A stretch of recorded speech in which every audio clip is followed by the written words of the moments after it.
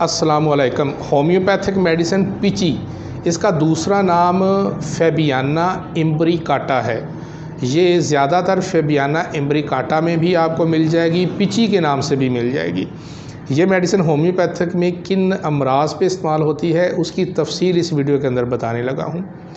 ये दवा रियाही अमराज और ऐसे अमराज के लिए ख़ास तौर पर मुफीद है जिनकी पैदाइश का सबब यूरिक एसिड हो।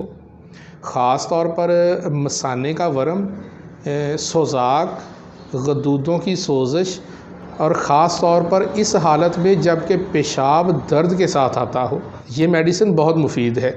हर किस्म के आलाते बोल या पेशाब के अमराज में इस दवा का ख़ास ख्याल रखना ज़रूरी होता है। ख़ास तौर पर जब पेशाब तकलीफ़ के साथ आए, सोजाक के बाद की जो हालतें मरीज़ में होती हैं, पित्ते की पत्थरी में भी और जिगर के अमराज में भी इस मेडिसिन को मद्देनज़र रखना चाहिए। आम तौर पर इस मेडिसिन का मदर टिंचर इस्तेमाल होता है। पोटेंसी की सूरत में ये शाज़ो नादर ही इस्तेमाल में लाई जाती है।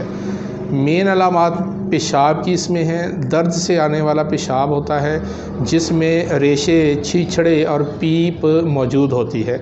मसाने में शदीद दर्द होता है और पेशाब करने के बाद शदीद दर्द और जलन होती है।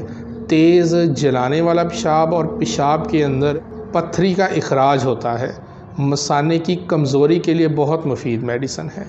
इस मेडिसिन को इस्तेमाल करवाने के साथ जो इसके तौलकात में मेडिसिन आती हैं वो चिमाफिला इम्बलाटा, मरकार, कैंथरस और केनाबस स्टाइवा हैं। ये चारों अद्वियात और पिची, इनका तकरीबन अगर पेशाब के अमराज में अलामात ज़ाहिर होती हैं तो वो इन मेडिसिन के दायरा कार में ज़रूर आती हैं।